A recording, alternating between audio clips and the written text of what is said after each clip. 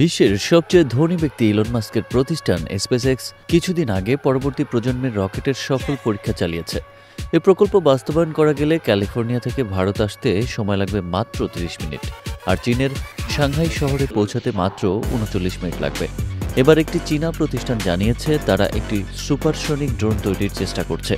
একবার সফল হলে অত্যাধুনিক এ ড্রোন শব্দের চেয়েও ৪ গুণ গতিতে ছুটতে সক্ষম হবে। উচ্চবিলাসী এ প্রকল্প হাতে নিয়েছে চীনের লিংকং তিয়ানসিং টেকনোলজি। তারা যে আনম্যান্ড এরিয়াল ভেহিক্যাল বানাচ্ছে সেটির নাম গুয়ানতিয়ান হৌ বা শোরিং স্টোন মানকি। চীনের দক্ষিণ পশ্চিমের সিয়াচুন প্রদেশের রাজধানী চ্যাংডুতে এক সংবাদ সম্মেলনে এ ঘোষণা দেয় প্রতিষ্ঠানটি। চীনের গণমাধ্যম বলছে, সামরিক হাইপারসনিক প্রযুক্তিতে বাণিজ্যিকভাবে ব্যবহারের চেষ্টা করছে লিংকং তিয়ানসিং। নিজেদের এই প্রজেক্ট বাস্তবায়নে খুব দ্রুত এগিয়ে যাচ্ছে প্রতিষ্ঠানটি। আগামী বছরই এই সুপারজেট পরীক্ষামূলক উড্ডয়ন করতে পারে। চীন সুপারসনিক প্রযুক্তিতে কতটা এগিয়েছে এবং সেটার ব্যবহার বেসামরিক খাতে এতটা নিখুঁতভাবে করেছে তা লিংকং তিয়ানসিংয়ের এই প্রজেক্টটি বলে দেয়। গেল বছরের অক্টোবরে লিংকং তিয়ানসিং একটি প্রোটোটাইপ বাণিজ্যিক প্লেনের পরীক্ষা চালায়। বিমানটি কনকর্ডের চেয়ে প্রায় দ্বিগুণ গতিতে ছুটতে পারে। এখন পর্যন্ত সবচেয়ে দ্রুত গতির যাত্রীবাহী বিমান হচ্ছে কনকর্ড।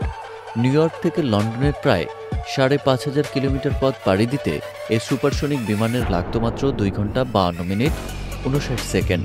অথচ এই দূরত্ব যেতে বোয়িং ৭৪৭ বিমানের সময় লাগে প্রায় ৭ ঘন্টা। এই কনকর্ড বিমান শব্দের চেয়ে দ্বিগুণ গতিতে ছুটত। তবে লিংকং তিয়ানসিংয়ের সুপারসনিক ড্রোন শব্দের চেয়েও ৪ গুণ বেশি গতিতে ছুটতে পারবে। সাউথ চায়না মর্নিং পোস্ট বলছে, সুপারসনিক এই ড্রোনের ওজন ১.৫ টন আর লম্বায় প্রায় ৭ মিটার।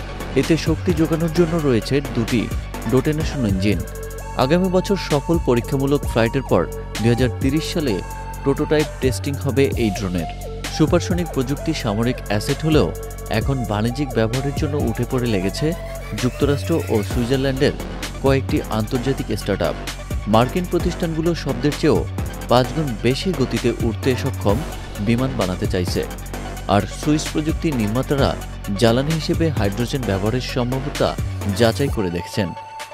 বছরের পর বছর এ নিয়ে পরীক্ষা নিরীক্ষা চালাতেও এখনও বাণিজ্যিক ব্যবহারের উপযোগী কোনো যান বানাতে পারেনি কোনো দেশই।